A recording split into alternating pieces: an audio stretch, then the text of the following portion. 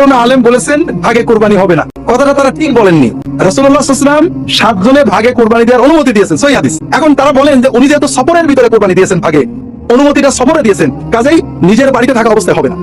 এটা কোরআন এবং সুন্নাহর মূলনীতিতে ভুল। রাসূলুল্লাহ সাল্লাল্লাহু আলাইহি ওয়াসাল্লাম যদি কোনো অনুমতি দেন আর দেওয়ার সময় ফিক্স না করে দেন, বলেন যদি যে হ্যাঁ সফরে অন্য সময় না, তাহলে ভিন্ন।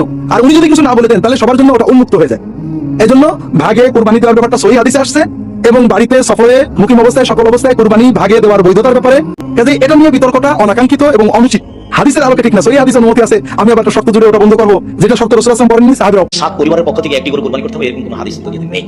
আমার কথা বলছি, আমি প্রায় 18-20 বছর থেকে ফতোয়া কলমে লিখে আসছি, তাতে আমার অবগতিতে আসেনি যে 7টি পরিবারের পক্ষ থেকে একটি পশু কোরবানি করতে হবে। সম্মানিত দর্শক মণ্ডলী, 7 জনের ব্যাপারে হাদিস রয়েছে, তবে তা সফরের সাথে জড়িত।